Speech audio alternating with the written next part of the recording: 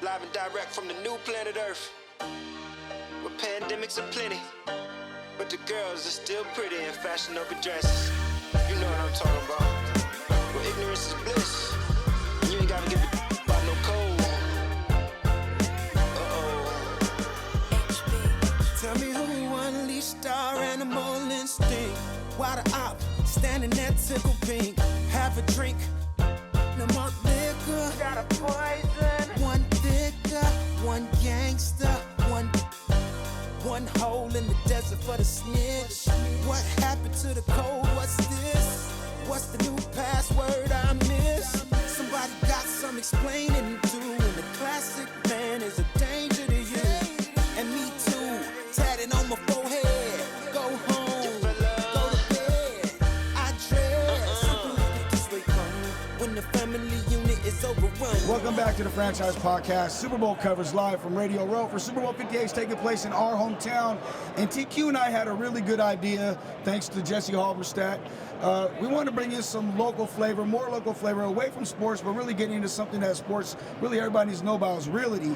And we brought our buddy Brian Krueger from Coldwell Banker with us. Brian, thank you for joining us. Hey, good to see you, man. Man, so we know Brian from a golf tournament last year where we were freezing our, fill in the blank. Yeah, tushies. But Brian, at that time, we found out you played ball at Washington State. I did. It's been a minute. I was a walk-on back there in the late 80s when Dennis Erickson was the coach. Yeah. And then I walked on, made the team, and then he bolted for Miami, won a couple of natties. Yeah. And then Mike Price came in. And then we had a pretty good run with Price and obviously some big quarterbacks like Drew and Ryan Leaf, and went to the Rose Bowl. I got a crazy story on the Rose Bowl with that, when that comes from, but yeah, good times in the late 80s in the Palouse. Yeah. I mean, you can share the story, so you're not, no, there's only Well, four it of us. is a pretty good story. So we get to the Rose Bowl. Cougs have never been to the Rose Bowl, right? Except for like back in 1910 or something. And so we're there. It's a great day, obviously, 75 degrees. At the Rose Bowl, big party outside, hanging out, got the shirt off. I got I had one of the old school fanny packs. There you go. Yeah. Remember the old fanny pack? Yeah. Had the fanny pack. We were drinking, having a good time. Had my ticket in between where the strap was, and we're just going around everything. We're, a couple hours later, we're getting ready to go in. I'm like, where the heck's my ticket? I lost my ticket. Oh no. And so a bunch of my friends were there, like, well, you're gonna have to buy one from a scalper. And I'm like, they were asking, this is back in '97. I was like, well, I mean, they were asking like $500, and I didn't have $500 on me. So my sister's like, hey, I'm gonna give you my ticket, and my buddies are like, no, Shannon, you are not giving your brother your ticket. This is his mistake. So we're trying to go around. I'm trying to find tickets. Come up to this guy. We're walking in. We're only about 100 yards out, and he said, how much do you want? And he said, I want $250. And I was like, dude, I lost my ticket. Dude, can you give me a break? He says, well, where were you sitting? And I gave him the section, the row, and the seat number, and he said, here you go. He had my ticket. Oh, wow. Wow. And there was 100,000 people going into the stadium. Oh, that is crazy. Wow. That is That crazy. is crazy. Damn. And So he I just was gave like, it to you? everybody goes like, Krueger, go buy a lottery ticket. Yes. Yes. Crazy. So that's my one cool Cougar moment. And my Cougs won last night. Beat Oregon State on the road in Corvallis, and they're now 17-6. They may be able to make it to the dance this year. Yeah, man. It's been a while since the it's Cougs. been We a got long time. one of the best freshmen in the country. So it's exciting to see what the Cougs are doing. The whole Pac-12 debacle is a whole nother story, but Oh, we can my talk about goodness. that some other day. Man, Right. Man, let's talk about athletes transitioning into some careers after the playing days, because that's something everybody you have a short shelf life when it comes to an athlete. That's why I'm a proponent of athletes making as much as you can while you can. Sure. Because at the end of the day, you only have a 5 to maybe 10, not even 5 years in some cases, at best maybe 10 years to maximize your talent. And then they got to get into something else. There's a lot of money in real estate.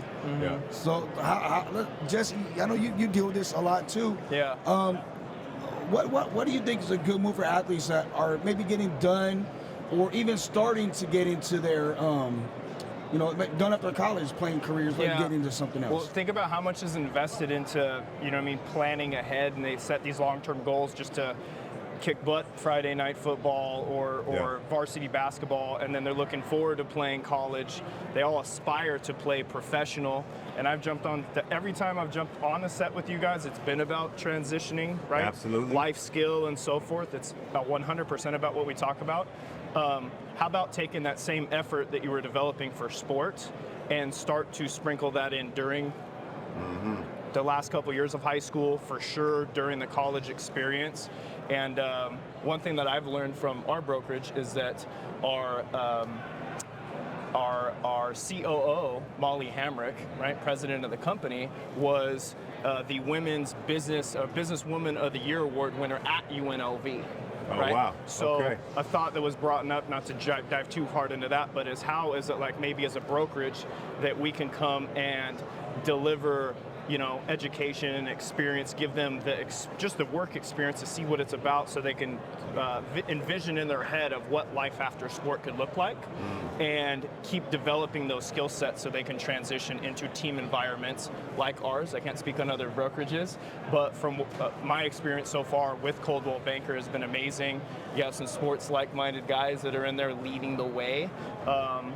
But yeah, how they can keep thriving in environments that remind them a little bit of competing, being in sports, interacting with people, keep sharpening your skill sets. And there's more than one way to make a dollar.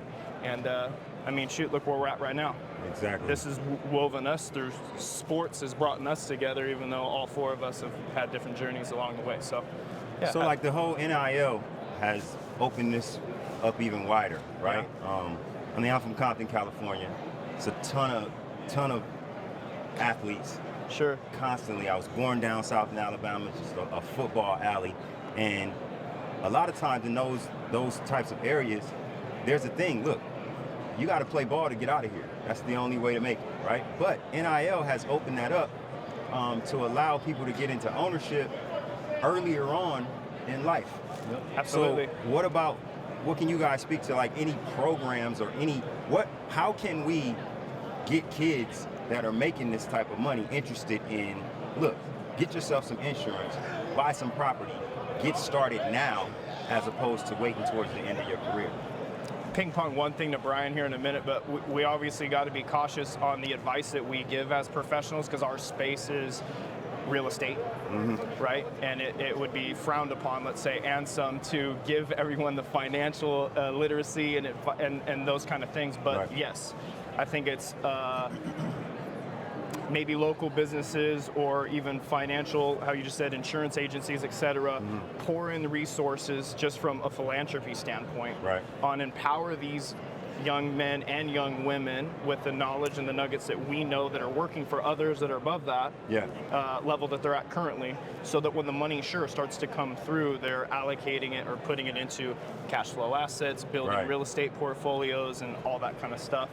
So yeah, I think it's brilliant. Yeah, I mean, I feel like there's got to be a way, because once they understand the value of what it is that you guys do, I mean, that's what I was able to do with what I did with music.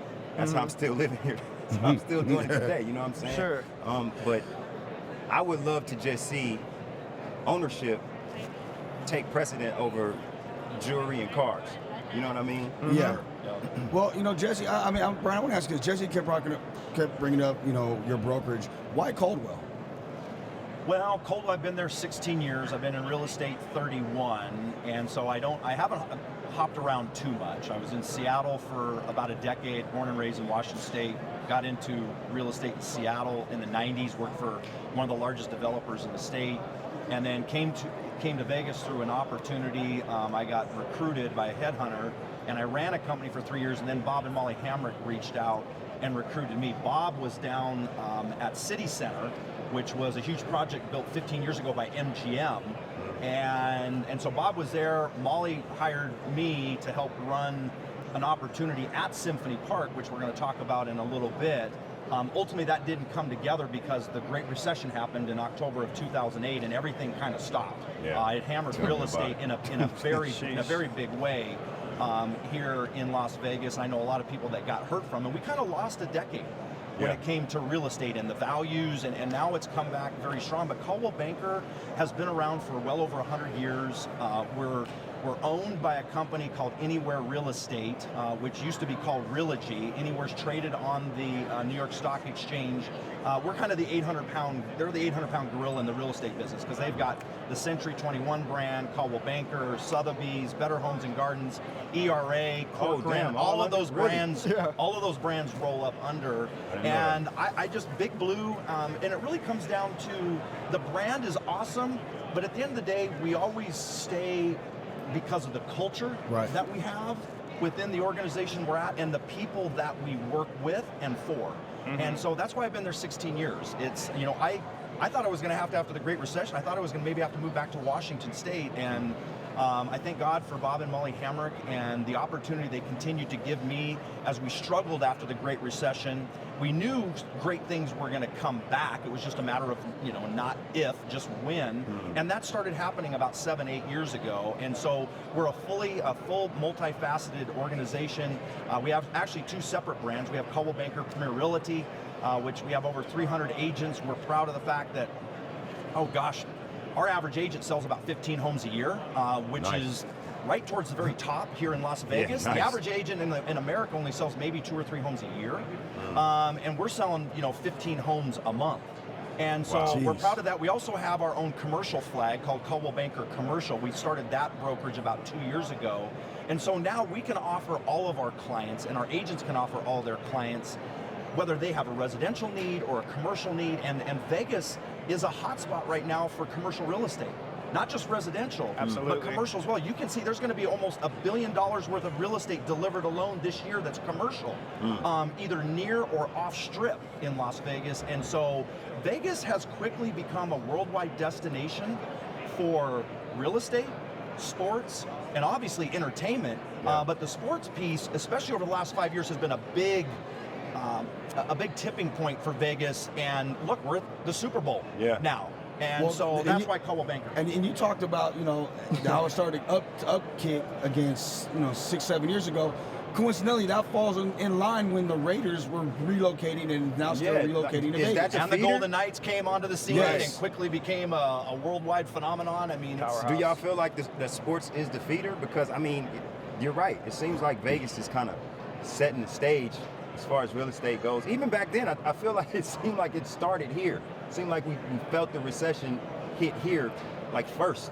And it trickled down to everywhere else. Like, what is it about this city? I think, well, people come to this city, and I mean, most people come and say, oh, well, you know, it's just the Strip. There is so much beyond the walls and the boundaries of the boulevard and the Strip that a lot of people don't know. I mean, within 3 hours from Vegas, I mean, literally in a day, you could snow ski and water ski in the same day if you wanted to. There's amazing mountains. People love to hike and bike and climb and do all that stuff around Vegas.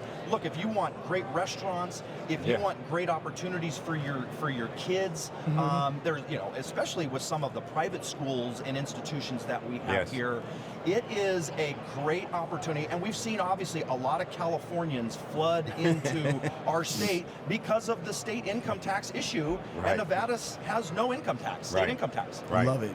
So I'm not going to say somebody on this panel, somebody that's not wearing a hat and is bald. He and I had dinner. We have dinners a lot, and he was been telling me about Cello Towers.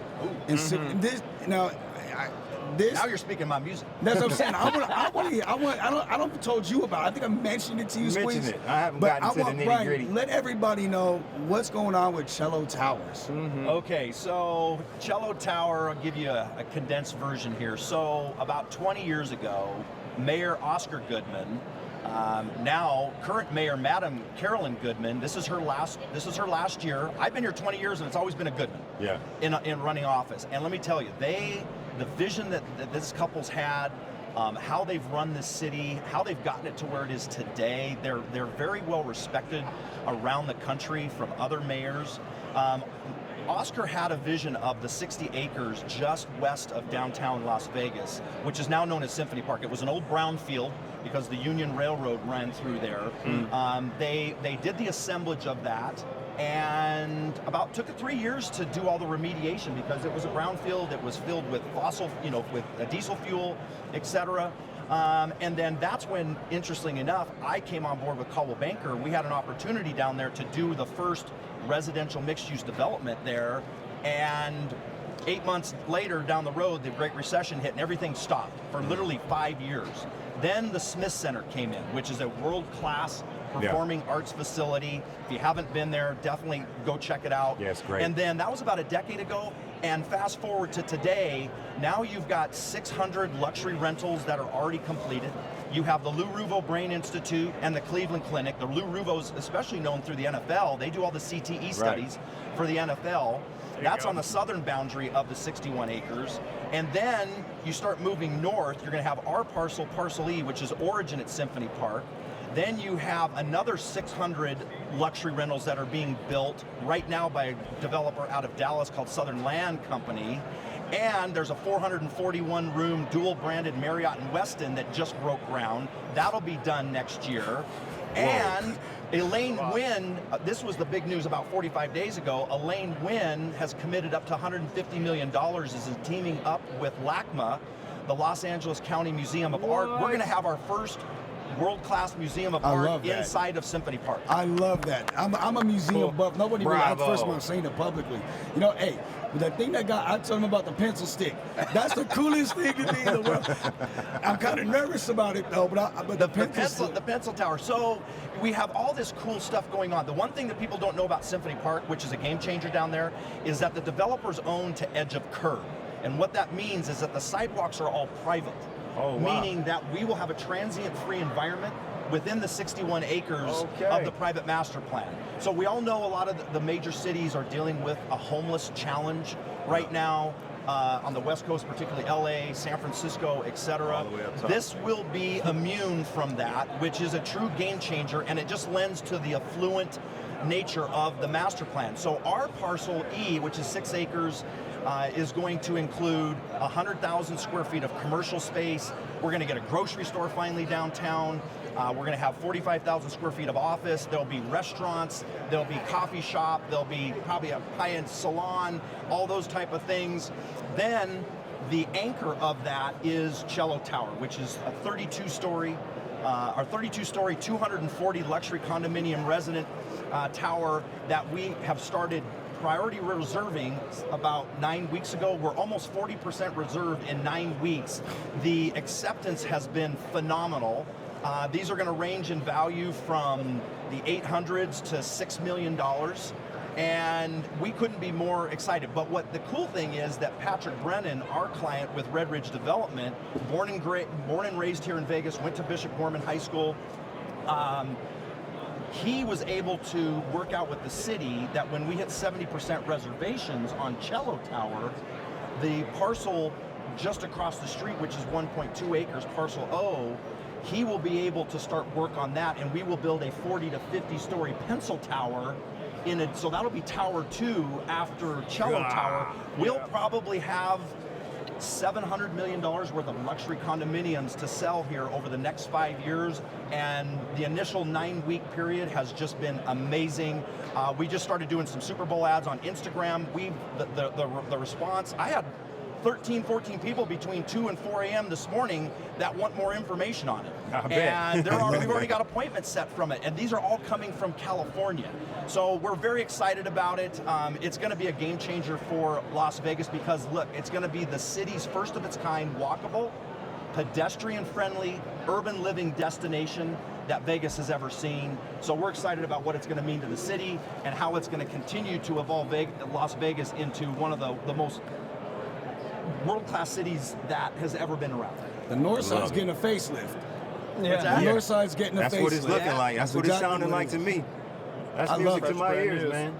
I love it. And there's obviously the opportunity to book that experience at the Experience Center, right? So we have down there inside Parkhaven, which is a multi-family luxury rental building that Patrick built during COVID.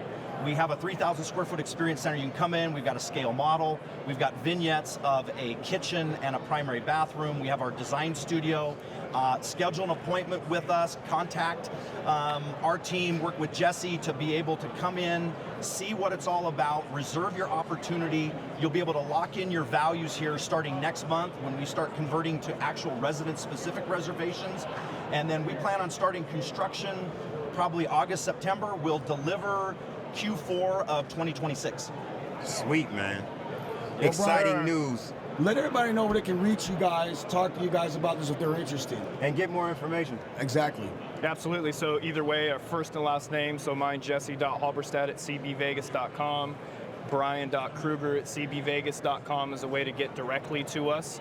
And I'm sure once this goes, we can put something in the comment bed of like a direct link, and hopefully be here to support the even franchise moving forward, what we can do in the communities through real estate. Before we let you guys go, you got to hear this. You're going to laugh. Everybody knows I love movies. You're a movie guy. Yeah. I love scary movies. Yeah. You gotta let them know about the time when about Freddy Krueger. And you gotta know the whole story. You gotta tell the whole story top to bottom. Oh gosh, yeah. So I mean, obviously with the last name Krueger, and it's spelled Krueger. I always get, so you mean like Freddy, from the movie Nightmare on Elm Street. And so then when I tell people, well, believe it or not, my grandpa's name was Fred Krueger, and they're like, no, get out. And God rest his soul, he passed away back when I was a senior in high school, back in 1986. But I remember going to the movie theater. This was, I think it released in like 1983. Yeah. And in the first 5 minutes of the movie, they say, well, his name's Freddy Krueger. So I went, we had to sneak in back then when it was when things were R-rated back then. I mean, you couldn't get in. So we had to sneak in. We were like maybe 13, 14 years old. And so my buddy and I were in there, and all of a sudden they mentioned, his name is Freddy Krueger, and we freaked out. We literally beelined out of the movie theater because my grandpa, he was a big-time game hunter, so he had all kinds of knives and guns, and it was downstairs in this, kind of had this 3-story house in the downstairs basement area, and so and the crazier thing is he lived on 4th Avenue. Perpendicular to 4th Avenue was Elm Street. Oh, come on, man. So every time I tell that, I got a few good stories. The Rose Bowl story is a good one, but people like that one as well. Man, Brian, we thank you and Jesse for coming on. We love you guys. You guys are great. That was some great news, man. Just more interest in this city. Like, this is absolutely becoming the best city in the world. Yes. I mean, that's coming from 2 LA guys who grew up in Southern California. But this is great news, man. Good luck with it. Big time for the big game in Vegas. We appreciate you guys having us on, and wish you guys a wonderful Super Bowl weekend. Absolutely. Same to you. Can't wait to get on the links with you, buddy. Yeah, April 15th, we'll have another big tournament for our organization, Fellowship of Christian Athletes. Hopefully I won't have to have on 3 layers of clothes. Oh, yeah. You got to at least close this Hopefully out right, we'll get true April weather, and we'll be maybe 75, 80 degrees. There we go, There we go. Are you going to ask Brian at least who he's taking to the big game? Yeah, who you Put him on the spot, man. Put him on the spot. We haven't asked anybody that, to be honest. So Wow. Brian can be the first one. Dang, man. Well, look, I'm born and raised Washington, so I'm a diehard Seahawk fan. It still hurts when Pete didn't give the ball to Marshawn, and we lost to the Patriots that game, because I think it really was a game changer. We're excited, obviously, about the new head coach coming in for the Hawks. Pete was great. I don't really have a dog in this fight. I'd probably, because I'm such a Seahawks fan, I'm not a huge Niner fan. Get him out of here, ladies and gentlemen. Interview's over. Brian got an open invitation. But you know what? It always comes down to, you typically, which team has the better quarterback play? Right. And I think you got 2 great quarterbacks, obviously. Mahomes has been legendary, particularly in this game and throughout playoffs. His record is amazing. I really like Brock Purdy. I think he's an amazing young man with a heart of gold. Loves his Lord, and I just want to see a good game. Hopefully it's going to come down to a last possession. I think it will. Last thing before I let you guys go, I seen you at the High School Football Coaches Association meeting earlier in the year, and you said something that resonated with me, and I never really thought of. You said the 3 most important words a player hears is "my coach said." My coach said this. He goes, you go home to the parents. My coach said. Wow. I use that to this day. I thank you for that, because that resonated with me. As a former, we're all former athletes over here. Yeah. So that word, those 3 words, that statement is something that I think we all, to this day, a coach told us something. My coach said this. For sure. A coach may be one of the most influential person in a young man or lady's life, Yes. outside of their parents, and we, there's a lot of parents that, in some cases, are MIA, and that coach is a father figure to that young man or woman, and so it's true. I mean, if you look at the great John Wooden, and what he represented to players and just all coaches, what coach says, goes, and they're a mentor, they are a character builder, they are a passion builder. Yeah. They are helping, like we talked earlier about what is my plan B that I'm running parallel with my dream to either make it to the NFL Yes. or to the NBA, because I think sometimes these kids get their identities wrapped up too much. They do. In the sport, and they believe it's who they are versus something that they do that they love. Right. And because at some point somebody's going to tap us on the shoulder and say, time's up. That's it. And it's time to move on. Amen to and that. so whether it's using the NIL money or whatever, and maybe teaching some literacy with real estate and how can I maybe purchase income producing properties, those are things that I think are critical life skills that we should be teaching these young athletes today, outside of obviously the importance of positive attitude, the importance of building your character, the importance of loving on other people, like we should, like the Golden Rule teaches us. So I appreciate that comment. Always, man. Boom. Brian Great. Krueger, Jesse Halberstadt, Coldwell Banker here in Las Vegas. Make sure you holler at them for all your real estate needs, and continue to watch Franchise Sports Media for all your Super Bowl coverage live from Radio But the Row. girls are still pretty in fashionable dresses. You know what I'm talking about. But ignorance is bliss.